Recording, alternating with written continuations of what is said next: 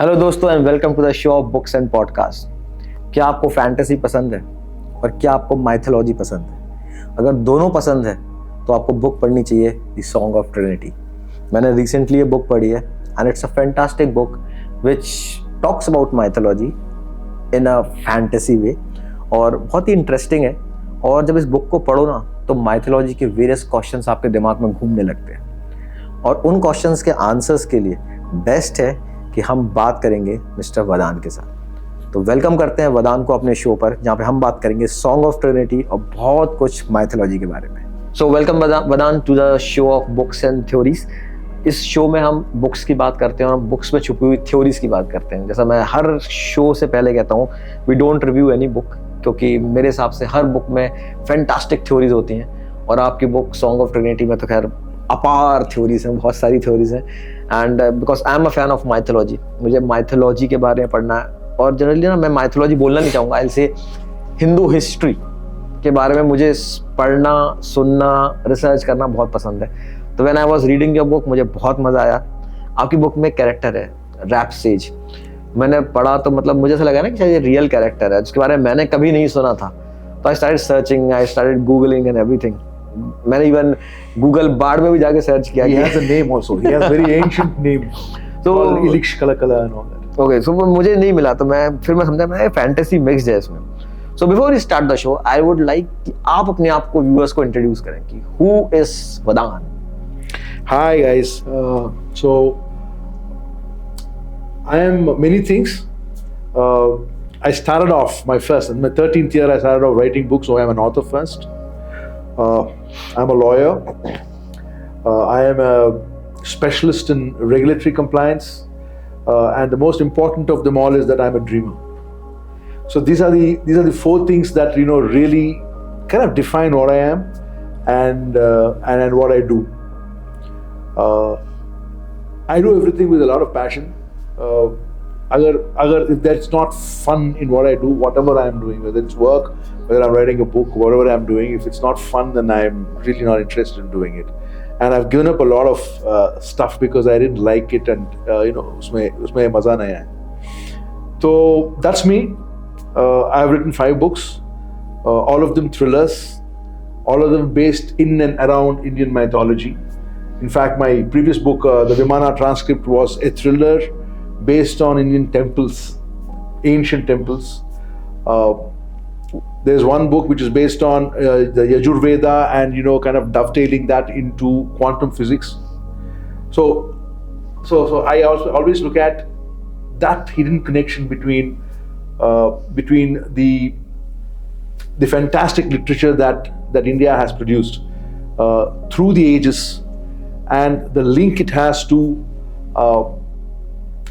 what we are searching for, whether it is science, whether it is identity of ourselves, or whether it is to figure out where we all play a role in this huge cauldron called the universe.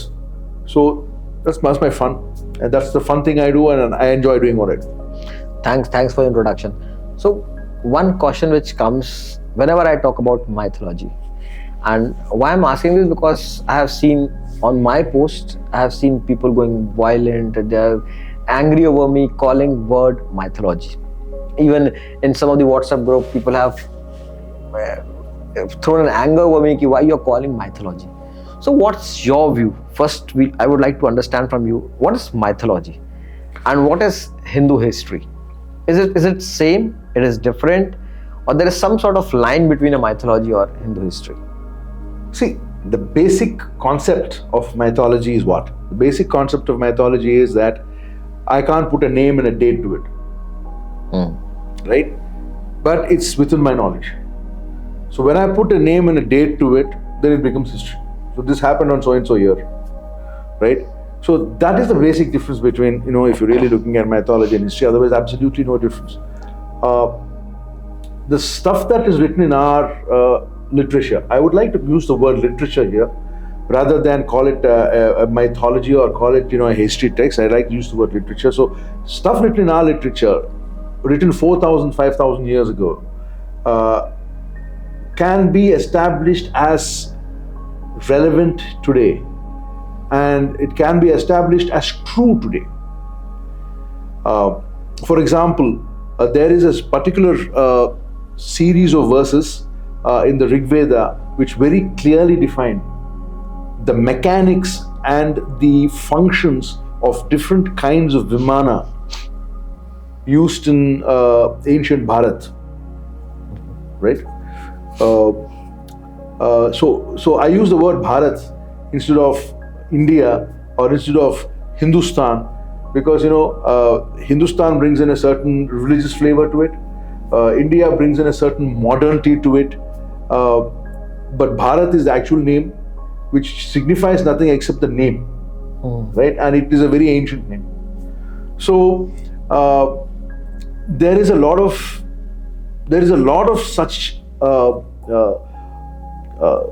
I wouldn't call them stories, they're facts actually, which can be pulled out today. Which can be pulled out today and matched with the latest scientific invention, scientific information, knowledge, or even innovation that we have figured out. So, coming back to the question of what really is the difference between Hindu mythology and history, nothing. Except for, if I can put it in a lighter vein, history is written by the winners. So, if Germany had won the Second World War, there would have been a different hero. And if Prussia had won the First World War, there would have been a different hero. So, history is written from the perspective of a winner, right? Whereas literature has absolutely no villain or hero. It's a story. And it's a fact that is recorded. Right? So if you're looking at Puranas and the Vedas, they are a recording of facts. Like Purana, by its very meaning, means something that has already happened. Purana. Right? So these are already things that have occurred, that have been visualized, that have been seen, because we can only imagine based on what we see. And what we see fires our imagination. If you don't see a Vimana flying back 4,000 years ago, you wouldn't figure out that there will be something called a Vimana, whether you call it a Pushpak or whatever, right? And if you don't see the mechanism of that Vimana, you will not be able to record what that mechanism is, how the Vimana can function, etc. and so forth. So the Rig Veda, when it says this, is actually recording a fact, right? Now that is Bharatiya literature. One thing what you said about dates, that history is something which has been recorded with date and time, whereas mythology, generally people say that it's not with date and time. I always feel that when we talk about various yugs, Satyug, Kali Yuga, so even we can exactly, if we talk about yoga and everything, then we can exactly say that in which yoga and in which date and which year Ramayana happened and which year Mahabharata happened, everything is known. Yes. But still that people call it mythology. And I think this is something which need to be removed from, this word should be removed from, I'll say, mythology. No, see. It's my point of view. If you look at it from the world mythology, not just Indian. So you have a Viking mythology which talks about an Asgard and talks about Greek Odin mythology, and Thor and that's Viking mythology. And then you have Greek mythology. You're talking about Zeus, yeah. And and Poseidon, etc. and so forth. And then the same set of gods, same functions appear in the Roman mythology with different names. Right? Now these are things that cannot be given a tag. Right? They weren't there in so and so BC. Right? So mythology, which is again an English word, stems out of this particular circumstance around a Western culture. Right? Labeling that to Indian literature is by itself a misnomer. It's by itself wrong. It's by itself, wrongly applied. I was reading somewhere, it was said that when Britishers came to India, they took our Vedas, Puranas, Ramayana, Gita, everything, like stories, like fantasy stories, and they started calling them mythology. So is it true? Like they have given History this is word written by the mythology. winners. No, so at the end of the day, they were masters for us for 200 years or more. So, so their version came out. But there is a version which is a very, again, an Indian version. And that version transcends the borders created by any form of religion, and gives out a universal set of, it gives out a universal knowledge to be adopted by the human as a species, right? So I guess that's the way it looks. I mean, see, the British came here. Most of the Vedas have been translated by the West. They have come out with very nice explanations for the Vedas. In fact, I think a lot of inventions were inspired by our literature, including and a lot of conscience was woken up thanks to our literature, including for Mr. Oppenheimer. So you know, it's universal knowledge that we are talking about. So what is Sanatan Dharam? It's universal. It applies to everybody. It was the first Dharam to ever come. There was no name for it. How did the word Hinduism actually come out? It came out because the guys who were pronouncing Sindhus, the Persians, do not have an S, and they pronounced Sindhu as Hindu, and that's how Hindu became a Sindhu became Hindu. Sindhu becomes. Why do they call you Sindhu? Because you are living on this side of the river Sindh, and then therefore this is just a locational mapping of where we are. That's Hindu, right? Sanatan Dharma is what the religion is, or what the faith is, or what the, in my opinion, what the philosophy is. Philosophies, perfectly said. So, sir, for my information, maybe for viewers also, these Vedas, Puranas, see, I have not seen physically them. So, were they written in Sanskrit, Hindi, or some sort of sign language? What's the Vedas were never written. The Vedas were narrated, recited, and recited from generation to generation. Even the Puranas, even the Upa-Puranas, even the Upanishads, all of them were never ever written down. They were handed down generation to generation using what they call as mnemonic memory. I'm not able to get the exact word, where you remember something based on a certain nuance, which could be a melody. So if you go to a temple, you'll typically, if you go to a Tirupati Balaji temple, or you go to any South Indian temple for that matter, you will see or our temples, or in the temples in any part of India, of course, you will see the priest reciting the mantras continuously without referring to any books. But they recite those Vedas in a particular tune, and the tune is what provides them with the hints for them to remember the entire verse, which may run to several hundred stanzas.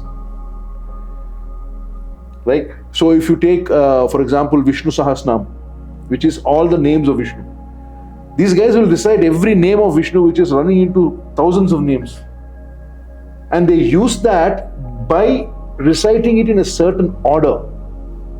And that's how the Vedas came down from generation to generation until during the Maurya Empire, they were for the first time written down. So don't you feel that it's time that when today's generation, they should also learn about Vedas, Puranas? See, what will happen slowly? We are so much into reels and shorts and social media and YouTube that the generation, maybe you and me, we were in a generation where we have learned about this from our parents and everything. But the generation which is coming, or the young generation, they are just far away from these Vedas and everything. Because first of all, I should bluntly say that the kids nowadays, they don't even know Hindi. So Sanskrit to dur ki baat hai. And when they are far away from Sanskrit and Hindi, how they will connect to these Vedas? And apart from this, mythological serials we see on televisions and various OTT channels, उसको भी इन्होंने मसाला बना दिया. It's all masala nowadays. So how this is going to impact the coming generation. Is it not just like a Chinese whisper that Vedas were recited from millions of years, but the recitation what we are giving to our generation is more of a fake narration what we have started giving up? Okay, so first is to, it's a task. But the first is to look at how the texts or how the literature makes sense to the current generation, right? See, the world is always evolving. By its nature, it will evolve. The only static thing will be change. Change is the only static. So typically, tastes will change. What my grandparents were different from what my parents were different from what I am, is different from what my children are, and will be different from what their children will be. Right? But through the ages, this one particular set of literature has made sense to a lot of generations. Right? Millions of generations. Yeah. And the last 200 years, when the entire educational system was, kind of our original educational system was destroyed, our original way of life was destroyed, and a new westernized system came into being, and a different concept of what is correct and what is not came into being. People were children, and that's the best age for anybody to get brainwashed. We're brainwashed into thinking that this literature is outdated, it doesn't make sense anymore, it has no relevance to today. I've heard recently that, and this is on the good side, and I've heard recently about a particular set of people, I won't name who they are because of whatever reason, are volunteering to go into schools, and they've established a curriculum where they train the B-town, C-town and village kids in Sanskrit. Teaching them Sanskrit. That's good. Right? And there is, I heard somewhere, or I heard a rock band which had songs in Sanskrit. Yes, I have also heard about them, Yeah? So there is a kind of a revival in terms of looking at what we are, what we were. Because if you forget your heritage, if you forget who you are, and you get pulled into somebody else's history, into somebody else's theory of life, then you lose your identity. And that's a big enough risk that we're facing. And a very interesting thing I'll tell you, in Google, you can translate from Hindi to English, English to Persian, Persian to... Not in Sanskrit. All languages you can translate except Sanskrit.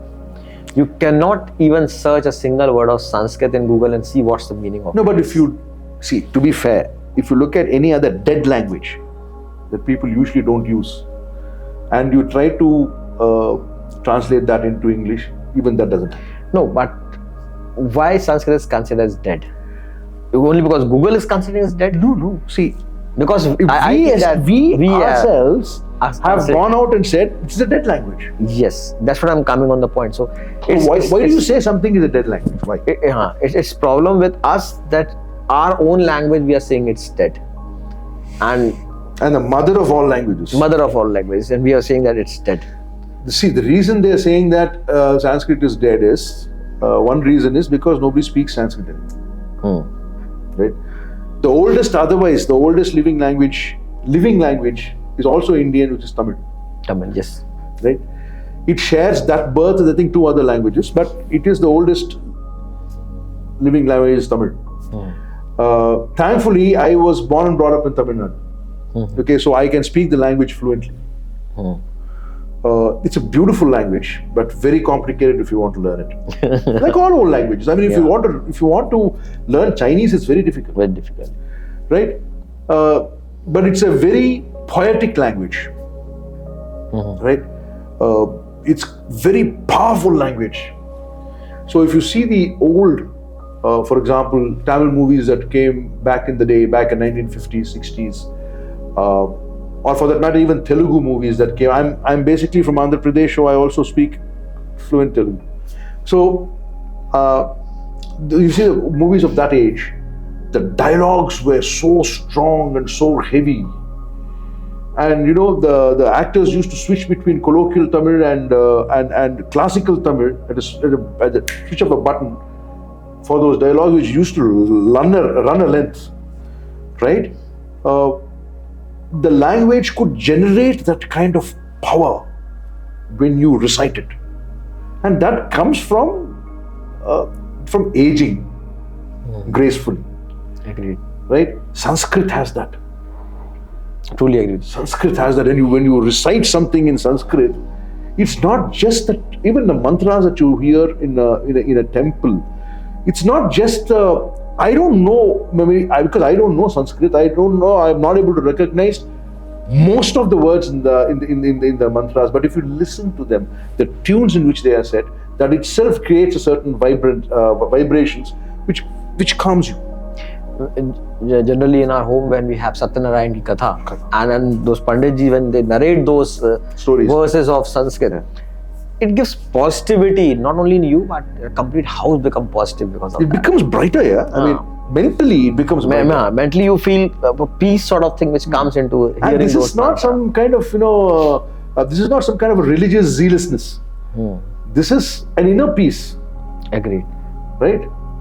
So coming back to your book, so I know we have, and I'll quite get divert from your book because you have so much immense knowledge. We already discussed about all these things that excites me. What I know is a drop. What I don't know is an ocean. For me, that drop is something an ocean for me right now. So coming back to your book, you have written a mythology fantasy. Why a mythology fantasy? What inspired you to write this? Just because you liked it? There are a couple of nuances to this again. It's a story.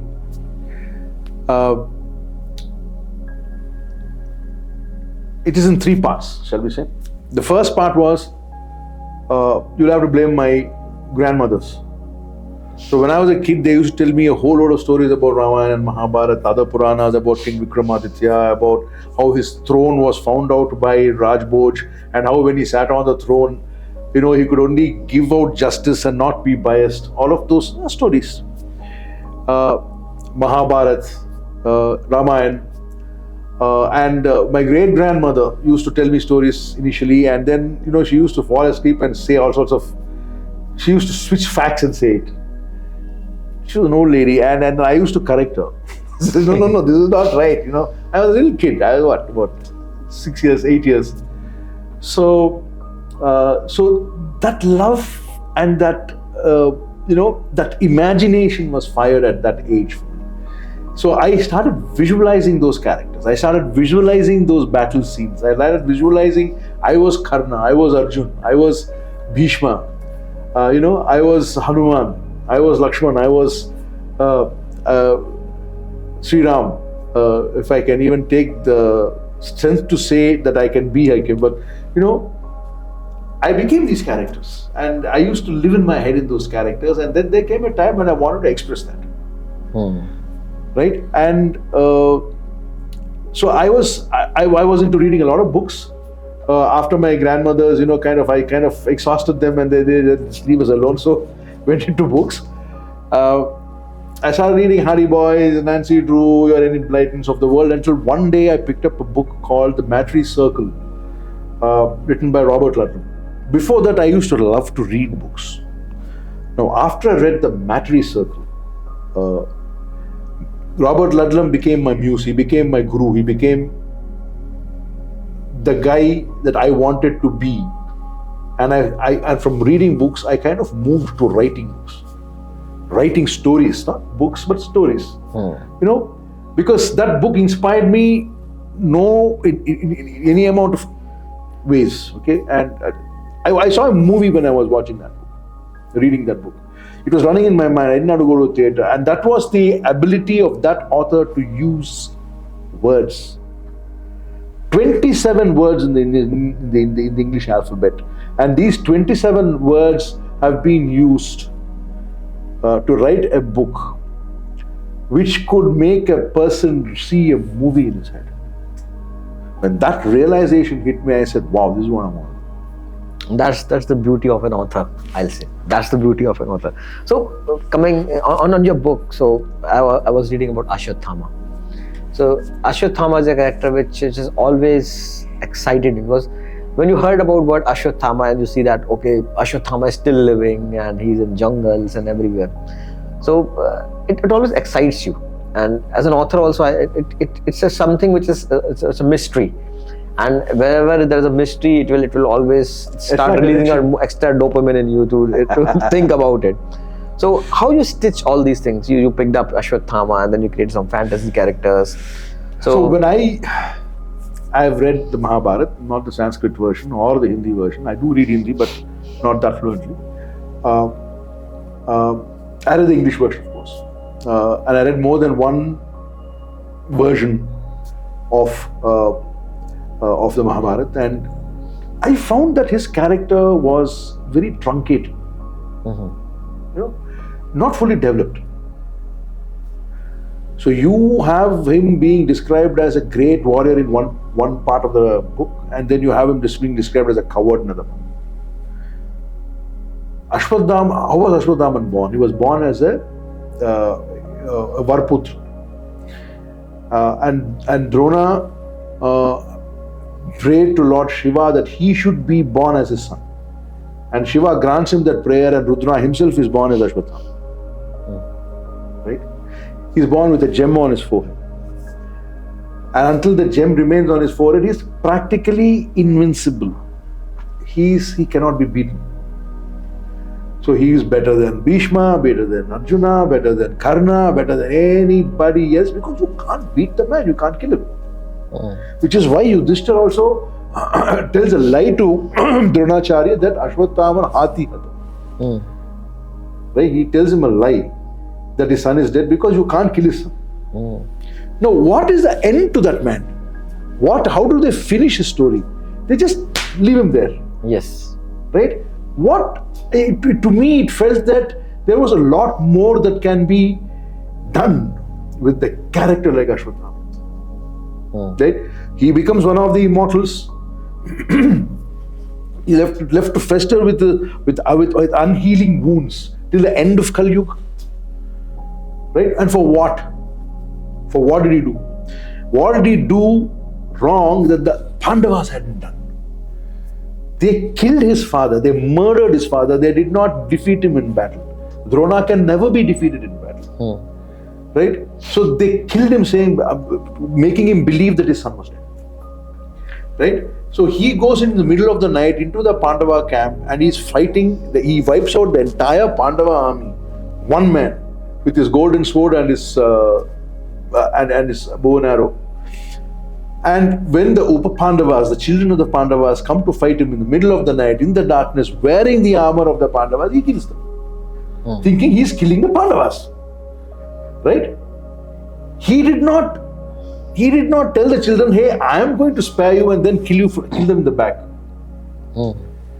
He catches hold of Drishadumyan, I think his name is, who actually goes and beheads Drona. And how does he kill him? He goes inside his tent, wakes him up, and then stamps him with his feet and kills him. Because he says that you don't deserve the death of a Kshatriya because you killed my father by telling a lie. And then he goes out and vanquishes an entire army, not when they're sleeping. He wakes them up and he kills them. Then why was he punished? He's escaping from there and the Pandavas chase after him. He releases the Brahmashira to kill the one Pandava heir that he had left out, which is in Uttara's womb, Parakshit. But Krishna absorbs it and then curses him to a life of unhealing wounds till the end of Kali Yuga. And that's it. Ashwatthama's story is over.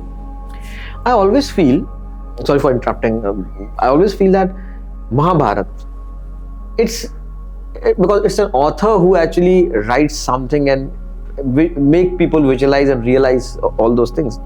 So Mahabharata, because maybe Vedas have written in favor of Pandavas, if he would have written in favor of Duryodhan, then the story would have been different. No, I'll ask you a question. I mean, if you actually analyze the story, right? What was it that Duryodhana did wrong, except for trying to humiliate Draupadi in an open court, which was the most unmanly thing anybody can do? But that also, Pandavas were also equally responsible. Yes, I'm agreeing with that. You should never. How will you bet your wife? Yes. So, I am the firstborn of the firstborn. My father was the firstborn, Dhritarashtra. I am his firstborn. Because Dhritarashtra was blind, Pandu was made to sit on the throne. Pandu gives up the throne in favor of Dhritarashtra and walks away into the forest because of curse. Right?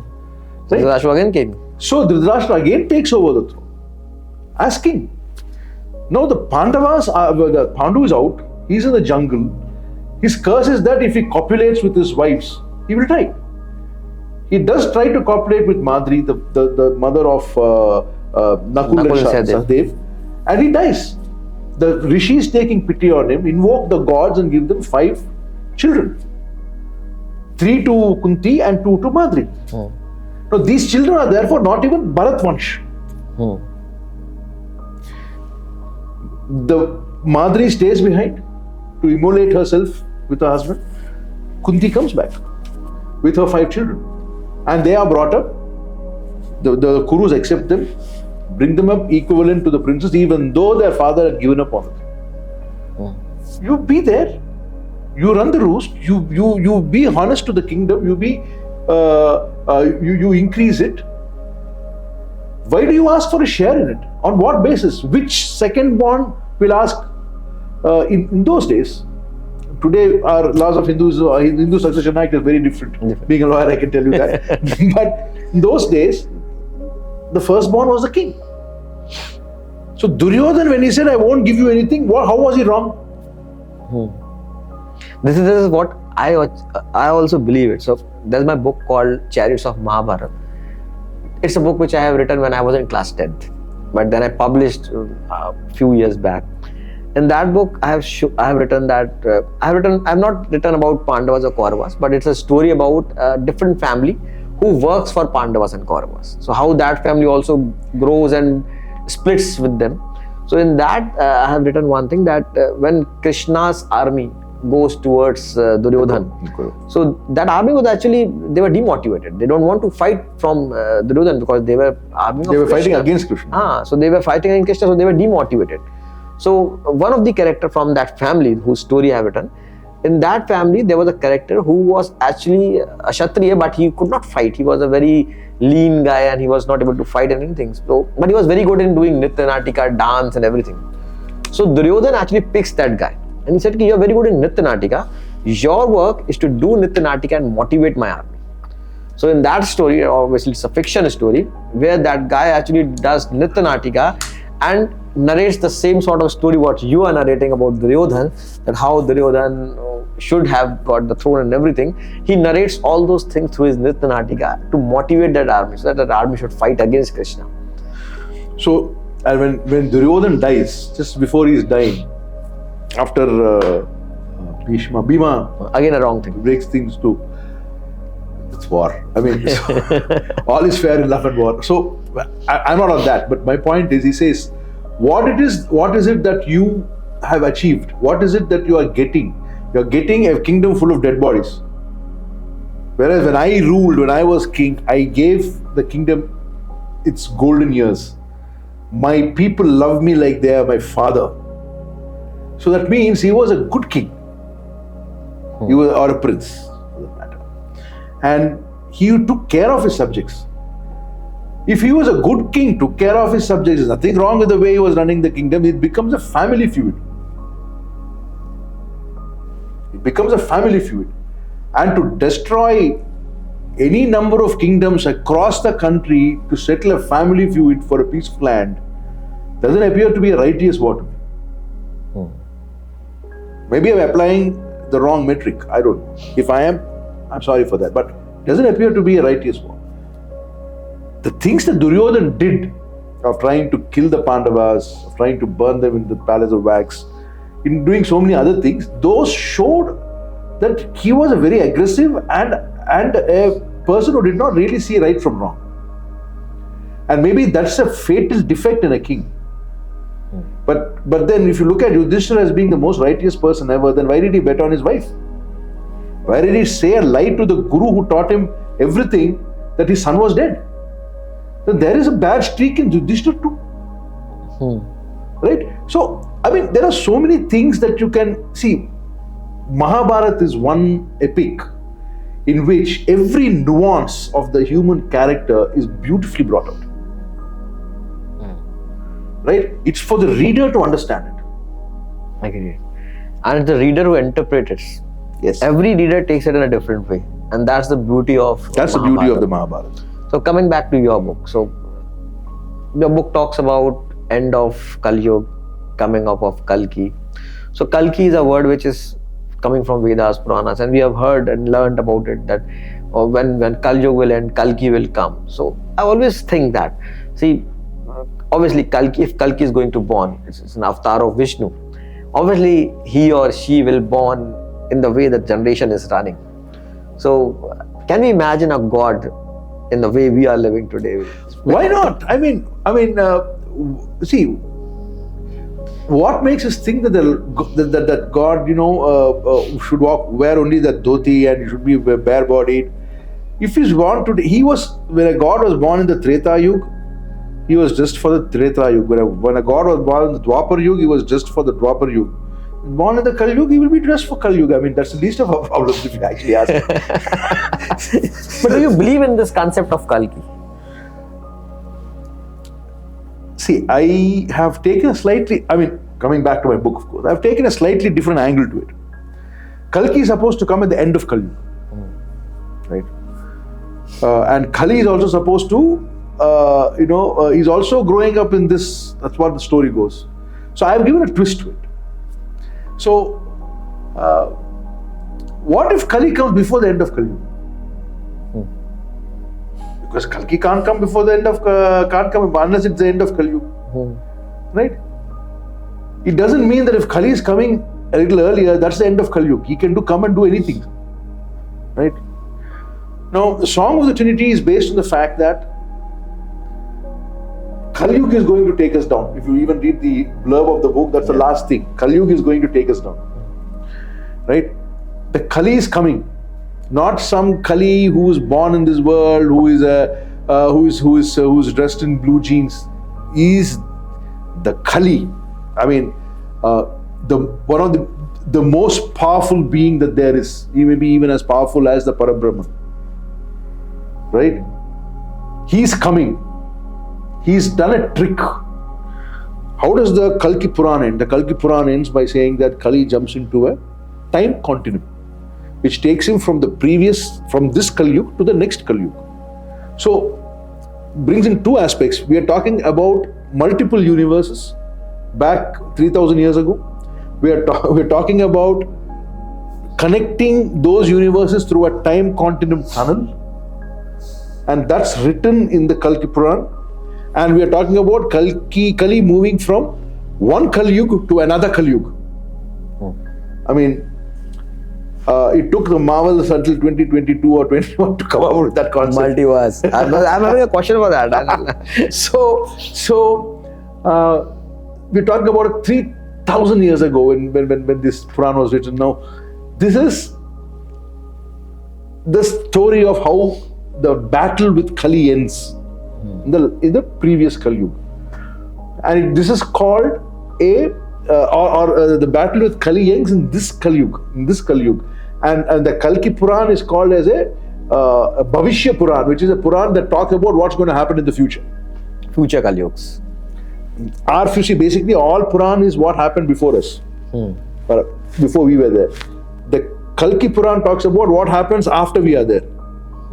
Talks about the present and the future of this world now. Right? That's the Kalki Purana. To me, that itself is oxymoronic. Because a Puran by its nature can't predict the future.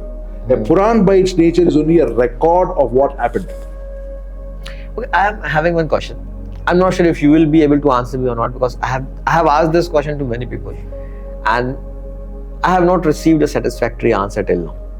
I'll try.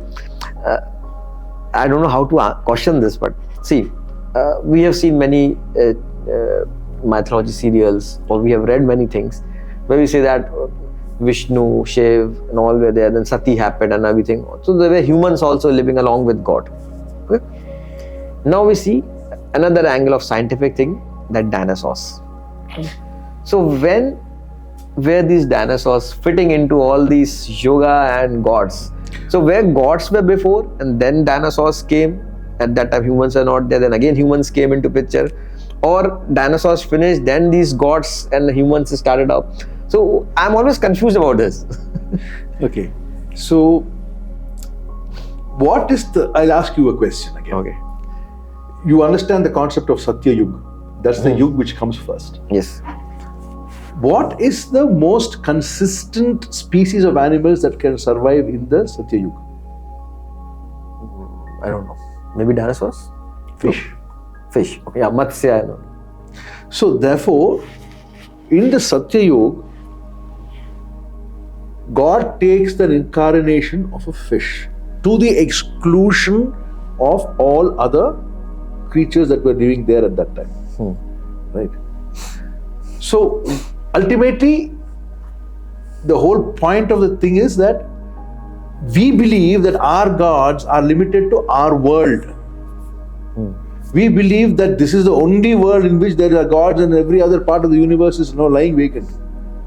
That is a very narrow view, myopic view of looking at what divinity is or what God is. To me, the universe is God, and the Parabrahman is the conscience, the mind and heart of the universe. And we are all part of that universe. We are all part of that universe, and that is scientifically proved. What's running inside us is running outside us also. So my point to you is, the dinosaurs are part of an experiment, just like we are part of an experiment. And then there will be others who will get more evolved than us and come in as the Kalki avatar, who will be far more superior to us, who's also part of an experiment to keep trying to better or improve life, to get it more evolved. Which is why Sanatana Dharma also believes in the concept of reincarnation. So every time a soul reincarnates, it will more evolved. Right? So the dinosaurs are a part of the Satya Yuga. Okay. The things that were destroyed in the Satya Yuga, and what was saved in the Satya Yuga was only the fish, which then in the next Yuga turned into a tortoise, which could walk the earth again from amphibian. And then the next Yuga, or in the next evolution, it turned into a wild boar, Faraha. In the next, it turned into Narasimha, half man, half beast.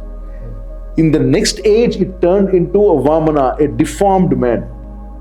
Next, it turned into Parashuram. So what happens is, the Dash avatar that you're looking at is the evolution of life. To us, life means humans.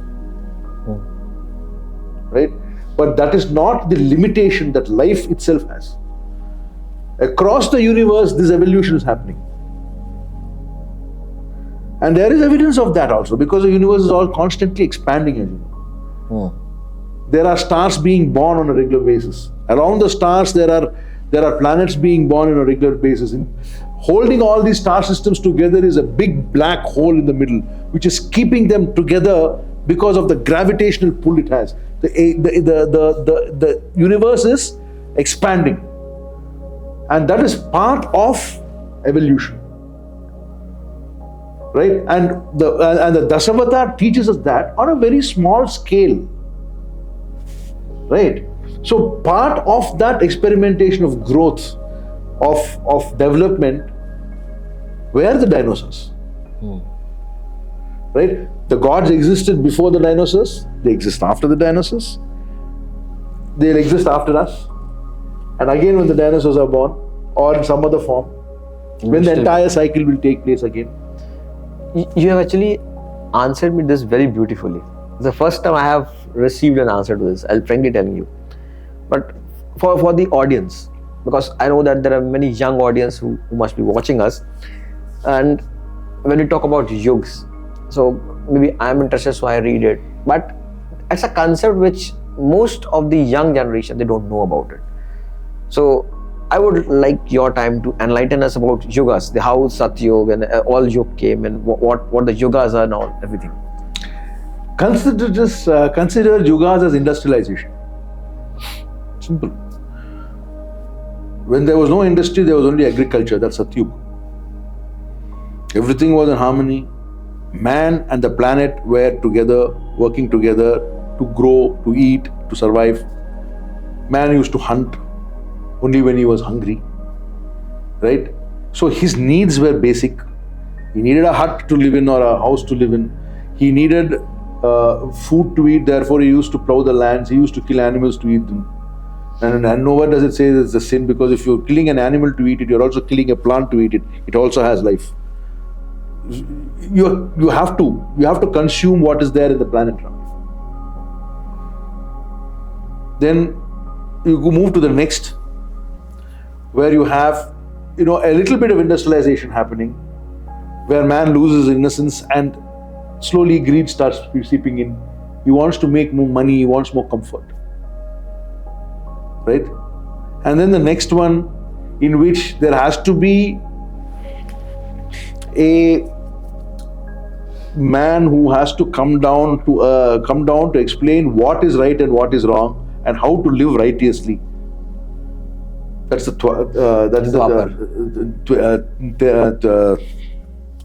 Treta Yuga. Yuga of Ram. And then that lesson being learned in the next set of changing equations in the world and changing subject matter and changing concepts in the world, you also had to have a practical man to tell you how to live. Do your duty.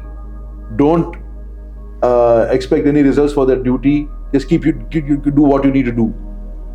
Right? In today's world, just get the shit done. Don't worry about anything else. Is the thing of Krishna, the Dwapar Yuga. Right? Now that also fades away and we get completely industrialized. But the only thing that's running is how to make more money, and that's the yuga we are living in today, Kali.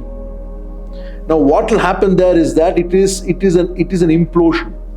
We are self-defeating, we are killing ourselves. Right? The planet is, on one hand is pollution and environmental issues. Then you have wars cropping up all over the place. You have religions which are pulling you in different directions.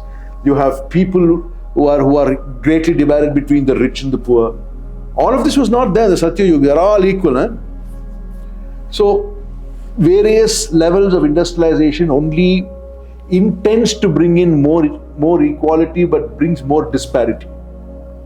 Until the disparity is so high that it self-combusts, ends. And then you go back to the Satya Yuga, where everything is normal. You're doing your agriculture, your wants and needs are very clear, and you don't want too much. You don't want jet flights, and you don't want cars, and you don't want air conditioners and stuff like that. So that is the easiest way I can explain the 4 yugas to you. Perfect. So coming on a one word which you said about Marvel and multiverse. So we have seen that in West they have brought Marvel, and they have glamorized the Greek mythology and other mythologies, and brought out those god characters to superheroes like Thor and some more. I don't know, many gods are there. And the present generation, our generation, Indian generation, the current generation, they are also too excited about them, and they know many things about them. See, my son is 15 years old, so I know that how much he reads about Thor and Greek mythology and everything about them. So is it not the time that our mythological characters should also be, we need to start molding them, or start presenting them to the present generation in a different form, or we need to continue with the way what we are doing, and we need to try to give that knowledge to our generation? So what's your view on this? No, you have to tell them in a way they understand. Right? Now, if you read the Song of the Trinity and you've read it, the evolution or the coming back to senses of Ashwatthama is clearly brought out here, and his powers are brought out. His ability to fight. There are so many such superheroes in our supervillains, if you want to call them also, in our literature. If you take a look at a guy called Disehu, that is part of this book. He is a Marut, a storm god. Right? Now, what does a storm god look like? He looks like he's half burnt skin and flesh. Other half is metal. And you will find this character in the Puranas. There are 27 of them, and they protect Indra at all times. King Indra, the king of Devas. How did they come to be? So Indra's mother is Aditi. Stepmother is Diti, who always envied Indra because the throne he had on, sitting in Amravati, which is Indralok. So she wanted an Asura to sit on the throne. Because Asuras and the Devas are stepbrothers. Asuras are not demons, they are also demigods. A lot of people think Asura and Rakshas are one and the same. They are not. Rakshas is a gun that everybody can have. Habit. Gun, it is a characteristic that everybody can have. Even humans can have. Gods can also be a Rakshas. But Asura is a demigod. Only thing is they are not immortal because these guys drank the Amrit. So when she wants to make this super Asura, she prays to Lord Shiva, who grants her the boon to deliver a super Asura who can defeat Indra. Indra comes to know of this and he kills that baby in the womb. And the baby comes out and falls onto the ground as 27 pieces of burnt flesh. So Diti goes back to Shiva and prays to him. I wanted to have this super Asura. He said, why? Because I wanted to destroy Indra. So he's destroyed your Asura, son. No, but how is unfair? You should have given him a fair chance. Fair enough. So he comes there, and out of that burnt flesh, he creates 27 super warriors. Right? They are half burnt flesh and half metal. They keep gnashing their teeth and fire sparks out. They're made of fire. They're called Maruts. They're also called the Rudras. Right? But there's a twist to the tale. Shiva creates them, and after he creates them, he says, these 27 people I've created will protect Indra, not destroy him. So Diti's entire, idea of destroying Indra with her sons is lost. But he also brings them back to life, and these are the 27 Maruts. Right? Now, these are 27 Maruts who are always guarding him at all points of time. What if one of them defects? That one who defects is also in this book. Of course, that is fiction. That's my own story. Yeah. So they have no names. They simply are called the Maruts, beings of fire. But one of them deflects from the flock under the influence of the Kali and wants to destroy Indra. And he's one of the villains in the book. So if someone, so there are so many such stories. I mean, this could be a Superman story to you. So I'm saying if someone from Marvel team is seeing this podcast, then they have a good story out here available. And the Marut is only one of thousands and thousands of such powerful beings that we have. Are you aware what is the relationship between Yama and Shani? No. Shaneshwar and Yama. What is the relationship between them? They're brothers. Oh. Okay. They're brothers. They're both sons of Lord Surya. Right? And Shaneshwar renders justice for your misdeeds when you're still alive. Yama renders justice after you die. They both do the same thing? They do the same thing. They are lords of justice. We say, 7 years of Shani. 7 years of Shani comes to everybody. But depending on how you've led your life, the impact will be lesser. That's what they're saying. So ultimately, what is the thing that they are telling you with this story? It's a story, right? It has a moral. What's the moral? The moral is live a good life. Otherwise, Shani will come after you. You can look at it as a story also. And we can look at it as a story with a moral also. Right? That's the power of this literature that we have. So, Yama has a sister. Are you aware of that? You know her name? Yamuna, the river that flows in Delhi. Yeah. She takes people from the land of the living to the land of the dead, to Yamlok. That's her role. And in Yamlok, she's called Vyahirti, Okay. which also figures in this book, Yes, this name comes. on the banks of the Vyahirti. So, this is, I mean, there's so much here. I mean, there's so much of information that there, which forms fantastic stories that we can tell. And there are so many super beings. Every one of the gods is a super being, for God's sake. Perfect. God of thunder is Indra. Thunder and lightning. He's a primary god actually. He's not a demigod. Yeah, he's primary.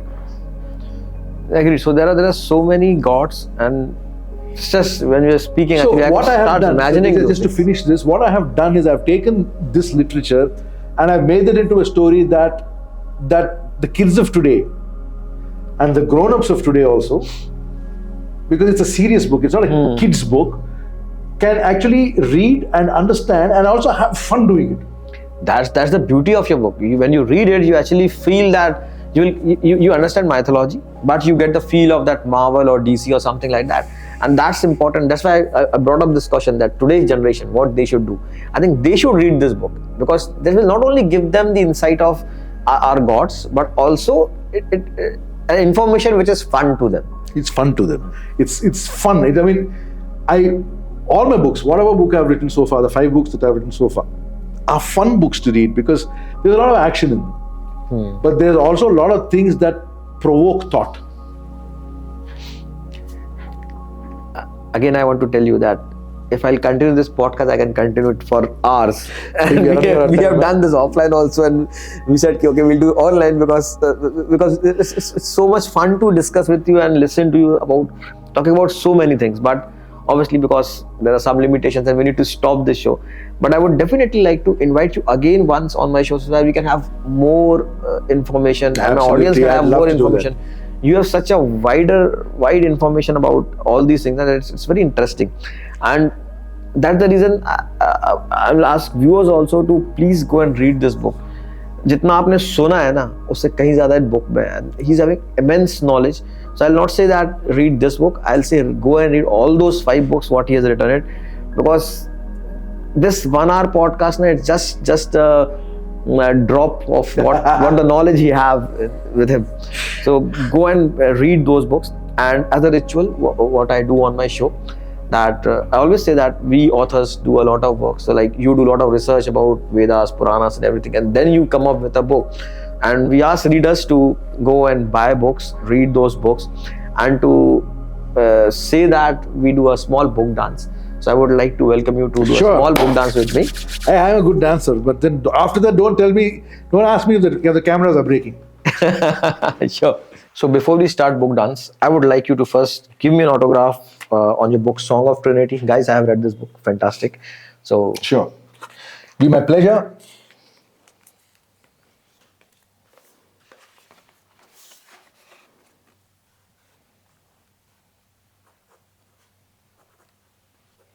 So readers, हमारे जो show का ritual है, where we do a book dance for you. But before that, I would like to tell you, this book is having immense information inside it, and not only information, but it's a fun book. And I humbly request you that you should go and buy this book, Song of Trinity, available on major bookstores, available online, and we have a good dancer with us. So And available in airports.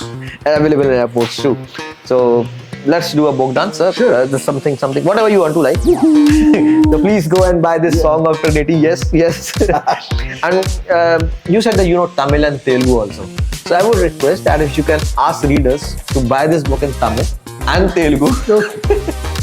தயவு செய்து இந்த புஸ்தகத்தை வாங்குங்க, Song of the Trinity. That's in Tamil. Okay.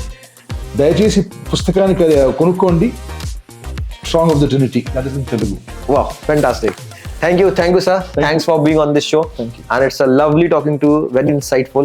And thanks again for this book. Thank you. Thank you so much. Thank you. Thanks.